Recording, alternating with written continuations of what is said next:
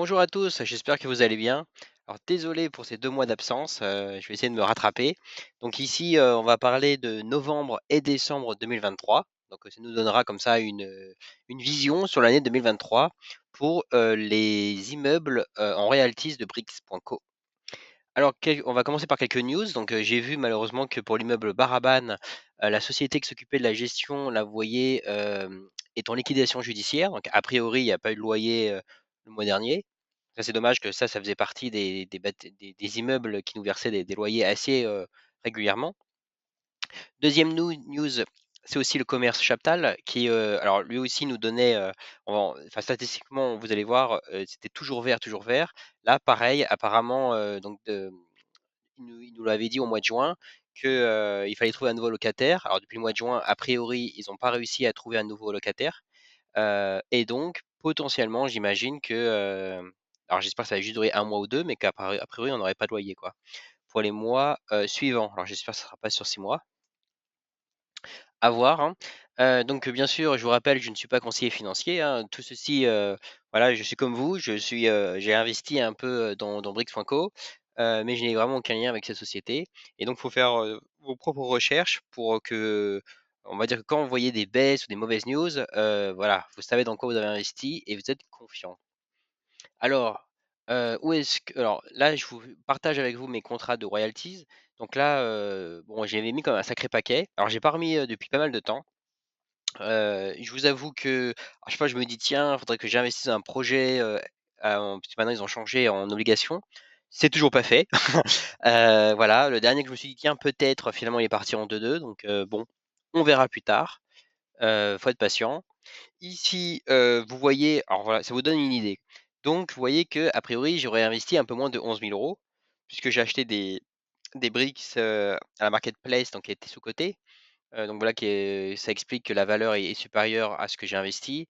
Bon, néanmoins, vous voyez que, ça me rapporte quoi, environ, 40, ah oui, tiens, j'ai pas mis mon petit curseur ici comme d'habitude. Ouais, environ 42 € de mémoire. Donc vous voyez, c'est pas non plus folichon, mais bon, c'est toujours ça de prix. Ici, alors cette suivante, maintenant on va regarder l'analyse au global, grâce à la Power BI sur les bâtiments. Donc je les ai divisés en plusieurs régions. Donc le Portugal. Donc Portugal, si bien, alors vous savez que maintenant il y en a plus, mais là, je vous parle pas du tout de ceux qui sont en obligation. Il faudrait que je fasse un petit Power BI, sur, l'obligation. C'est dans les tuyaux. C'est vrai que là, j'ai été très, très chargé, sur, décembre, janvier au boulot. Donc, mais c'est en projet. J'ai des idées, je vais voir ce que je peux faire.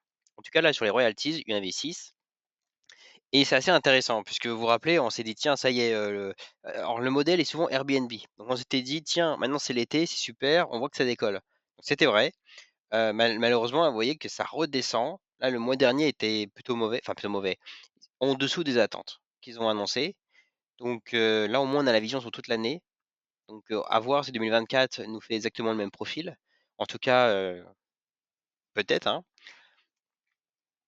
Ici, slide suivante, vous avez commerce en France. Donc là, plutôt très bien. Là, vous voyez que sur toute l'année, c'était plutôt, on aime le vert. Alors là, malheureusement, Chaptal va nous mettre, à 25 non payés. Alors j'espère que là, en 6 mois, ils n'ont pas réussi à trouver quelqu'un. J'espère qu'ils vont quand même essayer de trouver quelqu'un parce que 6 mois sans loyer, ça ferait quand même, assez mal, hein, je vous cache pas. Hem, Maintenant, alors les immeubles. Alors les immeubles, vous savez qu'on était toujours un petit peu, mitigés. Donc où est-ce que nous nous en sommes? Et ben voilà.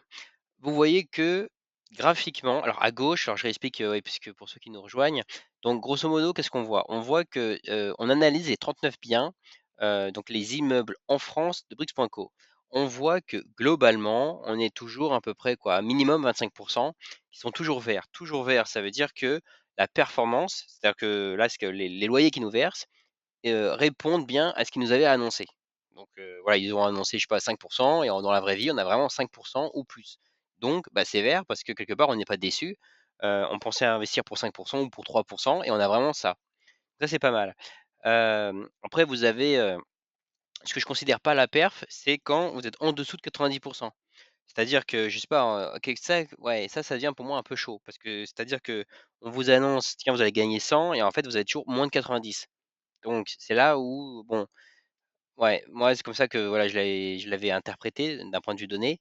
Et là, vous voyez que malheureusement, les immeubles qui nous versent moins de 90% de l'attendu est en augmentation. Là, vous voyez, globalement, si vous reculez de votre écran, vous allez voir que, tiens, il y a de plus en plus de rouge. Et à gauche, c'est en nombre. C'est-à-dire que là, par exemple, quand on voit en décembre 27, c'est-à-dire qu'il y avait 27 immeubles sur 39 qui n'étaient pas à la cible, quoi. Et vous en avez que 10 qui sont vraiment 10 sur 39, où en fait, quand vous investissez, a priori, vous avez vraiment ce qu'ils nous avaient annoncé. Donc, je sais pas. Moi, j'ai le sentiment que depuis qu'il y a les comment dire, les contrats en obligation, le focus de Brick, c'est plutôt là-dessus, le nouveau business, et je comprends. Mais d'un autre côté, c'est dommage que j'ai l'impression que ça délaisse un peu ça. Alors, j'imagine quand même des gens qui essayent voilà, que ça augmente, mais moi, mon ressenti, c'est que là, on voit quand même que ça dérive, quoi. Bon, on verra en 2024, hein, mais bon, dommage. Un petit peu déçu de mon côté. Donc ici, je vous ai mis pour la science, on va dire, le top performeur de novembre. Donc comme ça, voilà, je vais pas trop insister. Alors faites gaffe, hein, parce que vous savez que quand c'est toujours très supérieur par rapport à la cible, c'est que très souvent il y a des remboursements d'impayés. Donc c'est à la fois bien, mais bon, c'est à la fois dommage qu'il y ait eu un impayé, quoi. Ici, vous avez la même chose pour décembre. Donc, pour ceux qui se demandent pourquoi il y a deux graphes, en fait, à gauche, vous voyez, c'est trié par somme gap. Donc, ça veut dire qu'en pourcentage, on est nettement supérieur à ce qu'ils nous avaient annoncé. Donc, attention, remboursement d'impayé, très souvent. Et en fait, à droite, c'est la même liste, mais cette fois-ci qui est triée par le pourcentage réel. Le pourcentage réel, c'est-à-dire que ce qu'on a vraiment eu. Euh, ouais. Donc voilà. Et là, le pourcentage revenu reversé, là, donc, comment dire, la deuxième colonne, la deuxième colonne, c'est ce qu'ils nous avaient annoncé. Donc voilà. C'est pour ça que par exemple, là, vous voyez, moins 1,89%, mais on l'avait compté au moins 97% de ce qu'ils nous avaient annoncé. Donc très bien. Là, vous voyez, par exemple, pour Gassicourt, je vous donne un exemple que ça illustre à tout le monde. Là, on voit que le gap, c'est 38%, donc on a gagné 38% supérieur. À la base, normalement, il nous versait 4,20%, et en pourcentage réel, on est à 5,84%. Même si maintenant que je dis ça, je me dis peut-être qu'il serait intéressant, c'est de voir en annualisé pour chaque bâtiment, qu'est-ce que ça donne par rapport à ce que vous avez annoncé. Puisque comme ça, on lisserait les impayés, les remboursements d'impayés, etc. Peut-être que ça serait intéressant de le faire. Je vais voir si j'ai le temps pour le mois prochain. Taux de vacances et impayés. Alors ça c'est pareil, ça nous donne une idée. Bah pareil, hein, on voit que ça stagne. D'ailleurs, ça nous explique pourquoi aussi d'un coup on n'a pas plus de vert sur les slides précédentes. Et ben tout simplement, vous voyez donc le code couleur, je vous l'explique. Alors en blanc, c'est les vacants. Donc vous voyez, on a toujours autour de 24%, je dirais, depuis le mois de mai dernier. Les impayés, c'est entre 8 et 10, voilà. Et en vert, c'est ce qui est occupé. Voilà. Donc c'est pas mal occupé, mais on voit que c'est quand même, ouais, il y a quand même beaucoup de vacants hein, quand même. Et sur des immeubles, c'est vrai que je sais pas.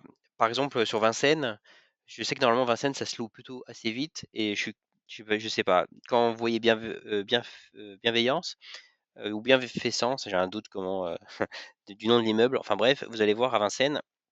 Il y a toujours des logements vacants, au moins 7 quoi, mais depuis plusieurs mois. Alors au début, il me semblait qu'ils étaient en rénovation, mais depuis le temps, ça fait plus d'un an, voilà, bon. Alors, je pense que de toute façon la gestion, parce qu'ils délèguent la gestion, donc je pense qu'il y a ça qui joue. Maintenant, mauvaise news les gars, mouvement marketplace. Alors là, vous rappelez, je vous disais: «Tiens, à chaque fois, je vois que ce nombre est dynamique». Donc, tous les mois, donc là, c'est mon fichier Excel, vous voyez, tous les mois, je prenais la valeur affichée pour chaque immeuble. Et malheureusement, donc là, j'avais fait une vidéo le 23/11, on avait vu qu'il y avait beaucoup, beaucoup d'écarts. On se demandait pourquoi. Alors honnêtement, j'en sais rien. Par contre, là, vous voyez, j'ai refait une analyse aujourd'hui, donc là, le 4 février. Donc, je suis un peu en retard, je vous l'avoue. Donc plus de 2 mois après, et vous voyez que le chiffre est exactement pareil. Donc, ça veut dire quoi? Ça veut dire qu'il n'y a pas eu de vente sur la marketplace. Je suis assez étonné. Je sais pas, je me demande si avec la nouvelle mise à jour pour les obligations, ils ont pas figé en fait à la date de financement de l'immeuble. C'est-à-dire que peut-être là ce que vous voyez à droite, c'était lors de la premier achat, et voilà. Et du coup c'est plus dynamique. C'est ce que je suspecte. Donc on verra le mois prochain. Mais pas de bol, bah, du coup, je peux pas vous dire, moi je trouve j'aimais beaucoup cette slide, hein, je vous avoue, parce que ça me donnait une idée sur, tiens, qu'est-ce que font les gens? Est-ce qu'ils achètent? Est-ce qu'ils vendent? Donc voilà, là, je sais pas. Alors pour partager avec vous, donc voilà, alors le mieux effectivement, c'est que, si ça intéresse certaines personnes, je peux partager mon fichier Excel, hein. Il y a vraiment aucun problème. Voilà, pour ceux qui veulent voir à peu près, visuellement, ça je vous ai fait la liste de tous les immeubles ici, voilà, pour vous donner une idée. Voilà, j'espère que cette vidéo vous a plu. Encore désolé pour le retard et puis, à très bientôt. Bye bye.